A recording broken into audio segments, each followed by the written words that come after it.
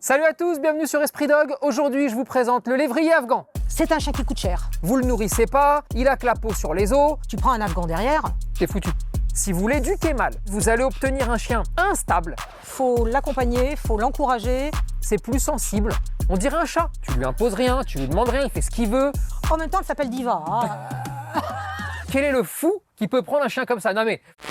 Aujourd'hui, c'est Barkibu qui nous accompagne. Comme à chaque fois, je vais droit au but dans les intégrations parce que je sais que c'est ce qui vous intéresse le plus. C'est qu'est-ce que vous allez pouvoir avoir. Vous avez le code Esprit Dog, vous avez 25 € de déduit sur votre abonnement, alors qu'il soit annuel ou mensuel. Et il faut juste s'abonner pendant 12 mois minimum. Barkibu, c'est quoi? C'est une assurance pour animaux, chien, chat. Le truc qui est vraiment important et qui diffère un petit peu des autres assurances, ils ont une carte, comme une CB, c'est une carte prépayée. Et en gros, si vous voulez utiliser leur carte, quels que soient les frais, en fait, Barkibu avance les frais vétérinaires. Tout ce qui est couvert, c'est couvert par l'assurance, on n'en parle plus. Et tout ce qui n'est pas couvert, ils s'occuperont de récupérer l'argent directement sur votre compte. Mais en gros, vous n'avez aucun frais à avancer. Donc ça, c'est vraiment leur gros point fort. Et pour terminer sur la carte Barkibu, vous avez 3% de cashback. En gros, à chaque fois qu'il y a des dépenses, vous récupérez 3% et ces 3%, soit ils sont déduits de vos cotisations, soit vous pouvez aussi en faire don à un refuge. Ils ont différentes offres. Vous en avez une avec un plafond à 3 000 €,, vous en avez une sans plafond. Et sachez que quoi qu'il arrive, en moins de 5 jours, eh bien vous avez 95% des remboursements qui sont effectués. Ça vous couvre 100% des frais de vaccination et le bilan annuel. Ça couvre 80% des frais de maladie ou d'accident. Ça marche dans toutes les cliniques en France et ça marche aussi quand vous partez en vacances et que vous êtes dans l'Union européenne ou au Royaume-Uni ou en Andorre. En ce qui concerne le code Esprit Dog, vous pouvez aussi le retrouver dans la description. Bon, et bien sur ce, moi je vais vous laisser avec la fiche de race d'un chien qui va vous surprendre parce que on n'en voit pas tous les jours. Alors, on est sur une race de chien très ancienne, hein. Ça remonte à plus de 4000 ans. On est sur un chien donc qui est né en Afghanistan en tout cas, qui a commencé à apparaître dans les régions afghanes et qui était utilisé à la base comme chien de chasse sur du gros gibier, principalement de l'antilope. On est sur un chien qui a plusieurs caractéristiques et il faut qu'on en parle un petit peu. Alors, déjà vous avez une première caractéristique, c'est la queue. Il a une queue normalement au bout, ok, qui fait comme un anneau. Cette queue-là, d'accord, elle a été travaillée d'un point de vue de base esthétique uniquement. C'est-à-dire que les éleveurs ont essayé de construire en fait cette queue-là et de garder uniquement les géniteurs qui avaient la queue en anneau. Donc il n'y a pas forcément d'utilité comme on pourrait le voir sur plein d'autres chiens où la queue aurait été comme un gouvernail. Ce chien-là s'en sert aussi évidemment comme un gouvernail parce qu'il a une queue, mais la queue en anneau, c'est quand même très particulier. Et d'ailleurs, en exposition, si jamais vous voulez être dans le standard de la race, il vous faut cette queue en anneau. Autre particularité de la race, c'est la taille de sa tête en rapport à la taille de son cou. Il a un crâne en fait qui est légèrement plus étroit que le cou. Résultat, pourquoi je vous parle de ça? Pour le collier. Vous savez, souvent quand vous voyez les lévriers, c'est quasiment tous les lévriers, vous avez des colliers très épais. On a vraiment l'impression que ça lui prend tout le cou, d'accord? Il y a deux intérêts à ça. Le premier, c'est qu'il ait plus de difficultés pour enlever la tête. Et c'est pour ça que souvent, on utilise ce qu'on appelle des colliers martingales, en gros, qui vont resserrer si jamais le chien commence à tirer. Mais surtout, on essaye d'avoir une répartition de la charge si jamais le chien tire un petit peu en laisse, puisqu'il a le cou très fragile, il a un tout petit cou aussi. Résultat, si vous tirez et que l'épaisseur n'est pas assez grande, vous risquez en fait d'abîmer le cou du chien. D'où le fait qu'on utilise des colliers souvent bien larges et en martingale.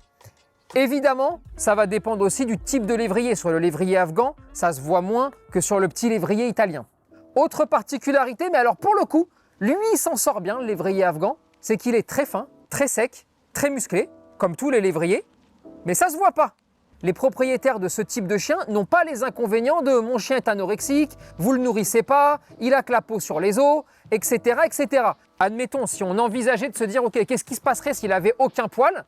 Eh bien, il ressemblerait aux autres lévriers parce qu'on le voulait agile, rapide, endurant. Donc c'est vraiment une caractéristique des lévriers et donc du lévrier afghan. Au niveau santé, vous avez, bon, comme sur tous les grands chiens, la dysplasie, hanche, coude qui peut arriver. Maintenant, il n'est pas plus touché que les autres, ni moins touché.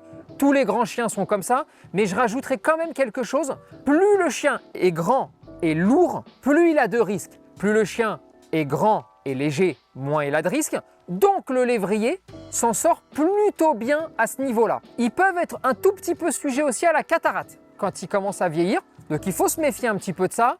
Et sans rentrer dans les détails, il faut juste parler avec son vétérinaire avant de récupérer un lévrier, et surtout un lévrier afghan, pour juste s'assurer qu'il est quand même au courant qu'il peut y avoir des sensibilités à certains médicaments, notamment certaines anesthésies et produits anesthésiants, d'accord?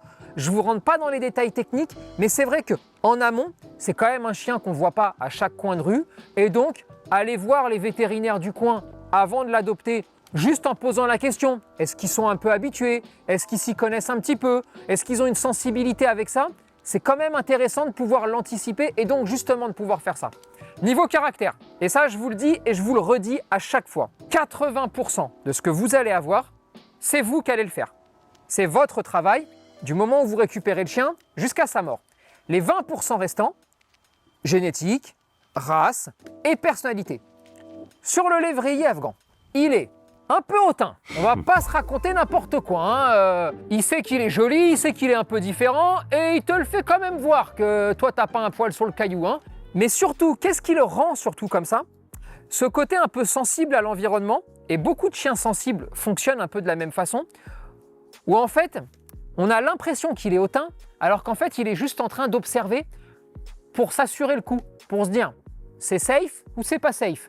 Il y a un risque ou il n'y a pas de risque. Une fois qu'il se dit il n'y a pas de risque, c'est réglé, on n'en parle plus. Mais donc, comme tous les chiens sensibles, si vous l'éduquez mal, eh ben en fait, vous allez obtenir un chien instable. Et là, pour le coup, il s'approchera plus des gens, il sera peureux. La plupart du temps, ils sont peureux. Pourquoi pas aboyeurs?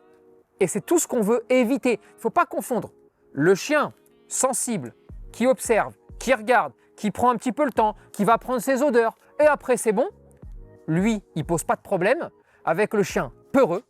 Et le chien peureux, là pour le coup, c'est un problème. Pour le chien, pour le maître, mais ça veut aussi dire que on y a été un petit peu trop fort à un moment donné où on a voulu imposer des choses. Et ces chiens-là, leur imposer des choses, c'est compliqué. Alors, qu'est-ce que j'entends par là? Est-ce qu'on peut mettre des règles? Évidemment, comme tous les chiens. Mais il faut quand même qu'ils arrivent à les comprendre déjà, les règles. Et il faut arriver à l'accompagner et à lui faire penser au moins que ce plan B, cette règle que vous voulez mettre en place, c'est lui qui est en train de l'installer et pas vous qui êtes en train de lui imposer. Si lui, il ne se rend pas compte que vous êtes en train de la mettre en place vous-même, alors ça va rouler tout seul. Si vous commencez à le prendre de face et à stopper, interdire et à être trop directif dans votre façon de faire, vous allez me le braquer. D'une part, vous n'allez rien en tirer, mais en plus de ça, vous allez vous retrouver avec un chien qui va plus vous faire confiance, devenir bien trop sensible, et là, ça va vous générer des troubles de comportement. Donc, on y va en fait avec souplesse, tranquillité, et vraiment, ce qui le démarque des autres, c'est que c'est pas un bourrin brut de décoffrage. C'est plus fin, c'est plus sensible. On dirait un chat. Je vous le dis, on dirait un chat. On dirait qu'il fait attention à tout. Quand il marche, on l'entend pas. Une fois qu'on a dit ça, sinon, c'est très intelligent. Ça peut apprendre tout ce que vous voulez, c'est pas un problème. Le rappel peut être parfois un peu plus compliqué. On sent quand même l'ancien chasseur, même s'il chasse plus beaucoup, mais on sent l'ancien chasseur qui, quand tu le détaches, il aime bien aller naviguer pour aller voir ce qui pourrait s'y passer, d'accord? Donc là, il faut aussi juste le savoir pour pouvoir le travailler dans le bon sens et pas commettre l'erreur de dire allez, va t'amuser et tu reviendras sans doute. Et attention, quand vous êtes en extérieur avec lui, parfois le gâteau n'est pas suffisamment fort pour le faire revenir. Donc, allez, on y va tranquillou, d'accord? Sinon, évidemment, chien de famille, aucun problème. Il peut s'adapter, je pense, à quasiment tous les environnements du moment que vous êtes intelligent dans votre démarche. Comme tous les sensibles, le seul petit bémol, et il faut faire un tout petit peu attention à ça, c'est si chez vous, c'est, entre guillemets, le bordel en permanence. Ça peut être compliqué de premier abord. En gros, si vous l'amenez à monter en puissance avec un petit peu de bazar, plus un petit peu de bazar, plus un petit peu de bazar, pas de problème après. Mais s'il arrive dans un endroit où on n'y comprend rien et où ça hurle dans tous les sens, ça risque d'être un petit peu compliqué. Et bien maintenant, on va aller voir une passionnée de la race, on va aller voir Nathalie.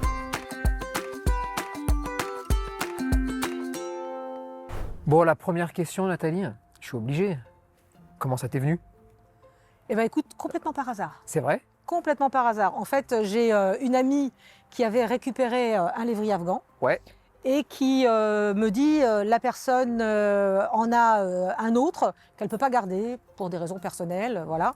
Et donc elle m'en parle et puis il y en avait plusieurs. Elle me renvoie une photo évidemment. Elle me dit, les autres sont partis, il n'en reste plus qu'une. Donc elle m'explique en me disant voilà, tu peux essayer d'aller la voir. Je sens le piège, aller la voir, voilà. Mais j'y vais en y croyant, tu sais. Enfin voilà, je me dis bah si j'y vais effectivement peut-être que voilà, on verra bien. Et puis je suis arrivée, chienne super sympa, qui m'accueille, toute contente. Donc je dis à la personne je la prends, donc il me dit ok. Voilà, donc je repars avec Diva et voilà comment Diva est arrivée dans ma vie. De tous les lévriers, c'est quand même ceux qui bossent le moins depuis des années et des années. Hein. Non mais on va pas se mentir. On va pas se raconter n'importe quoi. Eux, ils s'en sont bien sortis. Hein. Oui. Ouais. Vraiment, je les trouve vraiment malins. Parce que tu sais, moi je dis souvent, tu vis chez le chat par exemple. Ouais. Le chat, il a tout compris. Ouais. Tu lui imposes rien, tu lui demandes rien, il fait ce qu'il veut. Tu le laisses pisser et chier chez toi. Tu lui mets des litières. Enfin, tu sais vraiment, c'est un génie. C'est fou. Pas con le lévrier afghan parce que il est en chemin. Ouais. Pour avoir le même statut. C'est ça. Hein, tu vois. C'est ça. Il ne fout rien, il chasse plus depuis des plombes, donc il a plus aussi tous les problèmes qui vont avec, hein, forcément. Et il a ce côté un peu, je ne sais pas comment il s'en est sorti, mais ce côté tu m'imposes rien, mais tu sais, il faut vraiment lui expliquer que c'est mieux, que c'est bien, faut le faire, faut l'accompagner quoi. Complètement. Il faut l'accompagner, il faut l'encourager, il faut effectivement passer par des ruses. Voilà, mais il fait ce qu'il veut. Il fait ce qu'il veut, voilà. Donc, bon, il fait ce qu'il veut. Toute proportion gardée, bien sûr. On met des règles, bien évidemment. Moi, les chiens étaient interdits de canapé. La première fois que je l'ai ramené, aucun chien sur le canapé. Elle est montée 19 fois. La 20e, elle est restée sur le canapé. Voilà, bon. En même temps, elle s'appelle Diva. Hein. Dis-moi, toilettage. Toi, c'est sûr. Non, attends, t'as été toiletteuse. C'est ça. Mais c'est sûr. Mais j'ai jamais rencontré quelqu'un, sauf un toiletteur, quel est le fou qui peut prendre un chien comme ça? Non mais, je te dis ça comme ça, mais c'est vrai qu'il y a un taf. Alors, on va pas se mentir, hein, c'est vrai que voilà, ça se voit. Mais en fait, tu pars du principe que c'est un chien qui a des cheveux. C'est pas un chien qui a des poils. Je sais pas ce que c'est ça, moi. Bah, moi, c'est pareil. Mais bon, c'est un chien qui a des cheveux qu'il faut coiffer. Comme t'as un gamin qui a des cheveux longs, une petite fille, voilà. Donc tu vas la brosser tous les jours. Si tu attends une semaine, un mois pour brosser, je veux dire, c'est fini. Je veux dire, le poil, c'est mort. Et ben le lévrier afghan, c'est un peu pareil. C'est-à-dire, c'est un poil, en plus, très fin. Mais vraiment, par rapport à d'autres races qui ont des poils longs, ce poil-là, il est soyeux. Assez fin, c'est soyeux. Ouais, hein. C'est un peu le principe du velcro. Okay. C'est-à-dire que la moindre chose qui traîne par terre, il va te la choper. Ça se colle. Donc en fait, tu passes ton temps, moi je la brosse à peu près tous les 2-3 jours maximum. Quoi. Combien de temps? Moi je le fais rapidement, comme elle n'a jamais de nœud, allez, 10 minutes. Ok. Voilà. Ça avec, on va pas se mentir aussi, c'est pareil, j'ai plein de t'as le matos, produits. Hein. Ouais, puis plein de produits. C'est-à-dire que tu as les produits gainants, les produits lustrants, les produits machin, enfin pour que ça glisse, pour que le poil puisse être entretenu, pour le nourrir. Il faut vraiment faire attention à ça. C'est un chien que si tu le prends effectivement et tu te dis ah ouais c'est beau, je vais aller tous les 1 mois chez le toiletteur, 200 balles hein, un toiletteur à peu près, hein, voilà. Mais tu peux te dire allez j'ai quand même un peu de moyens, je vais l'emmener tous les mois. C'est mort, il faut l'emmener toutes les semaines. Okay. Voilà. Si tu es en forêt, si tu l'emmènes se promener, je veux dire, c'est pas possible. Il faut à chaque retour de promenade que tu imagines, que tu prévois déjà s'il pleut, un pédiluve, donc pour rincer les pattes, et après un spray, un brossage. Enfin voilà, c'est. Est-ce qu'on peut quand même se dire, pour tous ceux qui en voudraient, qu'il faut aussi que toutes ces opérations-là soient aussi un peu un plaisir aussi complètement. Que d'entretenir. Complètement. C'est dans les deux sens. Ouais, tu vois, moi par exemple, je pourrais pas, parce que vraiment ça me fait chier. Mais vu que je sais que je pourrais pas, je me dis attends, oulala, je vais pas prendre ce type de chien, parce qu'en fait je vais le saboter. Donc, je préfère dire, attends, autant le laisser à des gens qui, eux, vont prendre aussi du plaisir à lui faire tous ces soins quotidiens. Et je pense que c'est important aussi pour les gens d'arriver à bien comprendre que il y a effectivement, est-ce que tu le trouves beau ou pas, est-ce que tu veux un chien, toutes les questions vont être importantes, mais il y a aussi la question de, est-ce que je vais prendre moi aussi du plaisir à faire des choses dont il a besoin? Moi, j'ai le plaisir à la toucher. Quand on toilette, on la touche. Bien sûr. Donc ça permet d'avoir ce contact, je fais des bisous, je fais des câlins, il y a toujours une friandise pas loin pour amorcer la chose. Mais parce que je pense que c'est pour ça que la notion de plaisir, il ne faut pas l'enlever d'un côté et de l'autre, Oui. c'est aussi un moment de partage. Oui. Donc si vous le faites en disant ah, ça me fait chier de faire ça, sur ce chien-là qu'on a besoin tout le temps, bah en fait tu partages rien. Et ce qui fait que tu lui apprends pas vraiment aussi à être manipulé, à avoir des choses un peu extravagantes. C'est vrai que c'est pas tous les jours qu'on enfile les chaussettes sur le chien, qu'on lui met la cagoule, machin. Tout ça c'est un bordel. Et si c'est fait avec du plaisir, tout le monde prend du plaisir et ça crée un lien. Donc, si vous n'êtes pas un grand amateur de tout ça, faut juste pas prendre ce type de chien qui demande ces soins-là et qui font aussi partie, ces soins-là, de sa socialisation avec son maître et du lien créé. Quand tu es dans la rue et qu'il te voit avec elle, ça se passe comment? Ils te regardent, ils te dévisagent les gens Alors, moi je l'appelle le magicien. Quand je la promène, effectivement, les gens sourient. Les gens souvent disent « Ah, quel beau chien !» C'est un chien qui coûte cher. Alors c'est vrai que ça, c'est vrai. Ça existe vraiment, ça. Hein. Ouais, c'est un chien qui coûte cher. Et ça coûte cher ou pas? Dis-moi, un chiot comme ça. Pas plus qu'un chien de race. Ok. C'est l'entretien qui coûte cher. Le Oui. chien en lui-même, enfin voilà. Comme certains chiens de race. Voilà, un beau chien de race. Ouais. Voilà. Parce qu'on a cette image-là quand même. Hein. Cette image du. C'est l'image du beau chien cher et du propriétaire. Oui. Propriétaire qui a un certain standing et qui promène, ce qui n'est pas mon cas. Voilà. Moi, je la promène. En fait, c'est elle qui me promène. Voilà. L'aristocrate, c'est elle. Hein. Moi, oui. je suis pas du tout. Moi, je fais partie des serfs. Tu vois. Voilà. Je suis au service de mon chien. Voilà. Faut pas se tromper. C'est dans l'autre sens. Voilà. Mais ce qui est surprenant aussi, c'est que c'est un chien noir. Parce qu'il y a toutes couleurs. Il y a plein de couleurs hein, sur le lévrier. Hein. Toutes les couleurs sont autorisées. Ok. Voilà. Mais elle est noire et feu. Et en général, les chiens noirs, on sait très bien que les gens en ont peur. Diva, elle est noire. Et pourtant, les gens la touchent et la caressent. Parce que son côté un peu débonnaire, son côté un petit peu avec ses poils, son côté, voilà, fait qu'elle est sympathique. Les gens la trouvent tout de suite sympathique. Et même les personnes qui sont un peu réticentes, qui sont un peu en retrait, les enfants viennent la voir naturellement. Alors c'est vrai qu'en plus, on ne voit pas ses yeux parce qu'elle a ses poils devant les yeux, voilà. Mais les gens n'ont pas peur. C'est assez surprenant. J'aurais pas imaginé, voilà. Et puis, ça démarche, quoi. Je veux dire, voilà, elle démarche un peu comme ça. C'est vrai que, contrairement à d'autres lévriers, vu qu'elle a des poils, on ne voit pas aussi que... Parce que le lévrier, pour tout le monde et pour que tout le monde arrive à comprendre, c'est ultra fit. C'est-à-dire que ça doit être comme ça. Quand vous croisez un lévrier et vous vous dites, et je pense que tout le monde s'est déjà posé la question de dire « le pauvre, il mange pas assez ». C'est vraiment un truc, c'est standard, c'est basique de se dire ça. C'est pas vrai. Pour le coup, les pauvres gens qui ont un lévrier à qui on dit toute la journée « tu nourris pas ton chien », ça fait de la peine parce que les pauvres, ils font exactement ce qu'il faut. C'est juste vraiment, c'est le morphotype qui est comme ça, d'accord ? Ouais. Elle n'a pas ce problème-là. Non. Elle a des poils. Donc ça camoufle. Donc déjà, tu n'as pas cette emmerde-là, d'accord ? Ouais. Et ensuite, j'avoue que le côté un peu aristo de la chienne fait que tu n'as pas le côté gangster. Donc ça fait pas peur. C'est ça. Et en fait, elle s'en sort sur tous les plans. Ouais. C'est plutôt bien joué, tu vois. Ouais. Et elle aime beaucoup les enfants. Enfin, je veux dire, elle va... Encore une fois, c'est peut-être elle, hein, parce que le lévrier afghan est en principe un chien qui met un peu de distance, qu'on dit un peu snob. Pourquoi snob? Tout simplement parce que il va jauger, parce qu'il va regarder, il va y voir aussi son intérêt, j'y vais pas. Si j'aime les caresses, je vais y aller pour me faire caresser. Si j'aime pas les caresses, je vais pas y aller. Je veux dire, c'est pas un chien que tu vas modeler.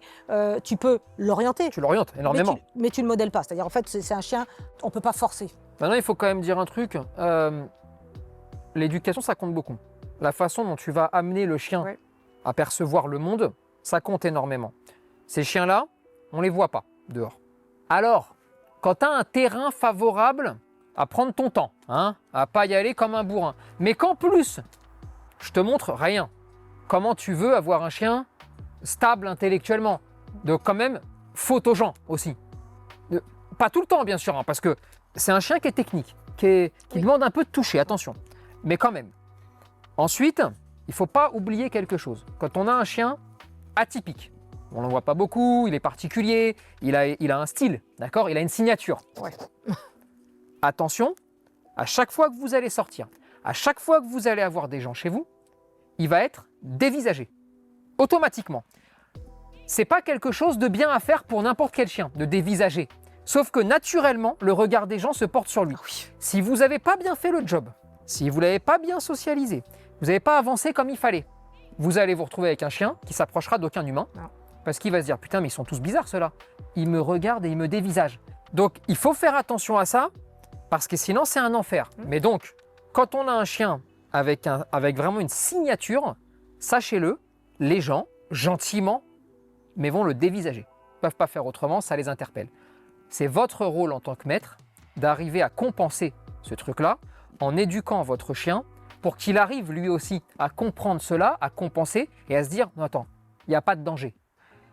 Tu conseillerais pour quel type de famille?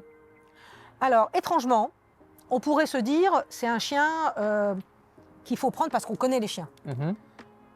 Je pense qu'on peut prendre ce chien-là sans connaître les chiens, parce que justement, tu n'auras pas d'a priori.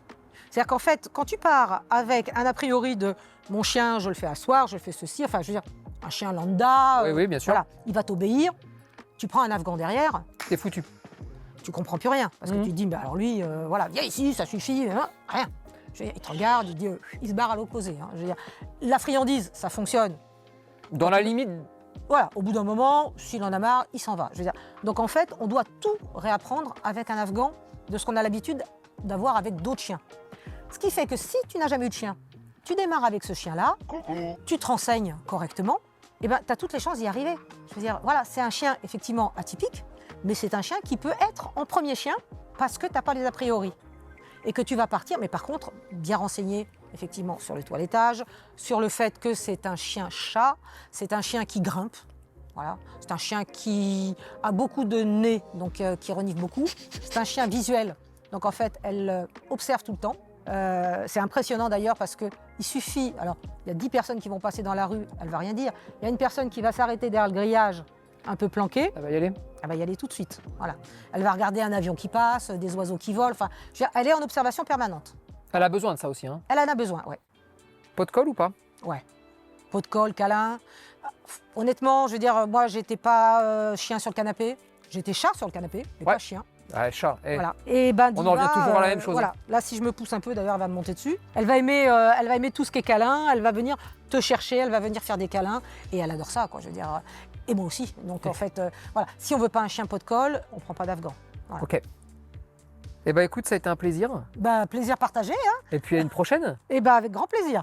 Encore merci à Barkibou de nous avoir accompagnés dans cette vidéo. Je vous rappelle juste, vous avez toutes les infos dans la description avec le code ESPRITDOG pour avoir 25 € de réduction. Et puis, j'ai quand même envie de vous dire, pour toutes les assurances, et donc pour vous Barkibou, va peut-être falloir quand même penser à rembourser au moins certaines races de chiens sur le toilettage. Parce que vous voyez par exemple Diva, c'est un vrai taf d'aller la toiletter. Hein.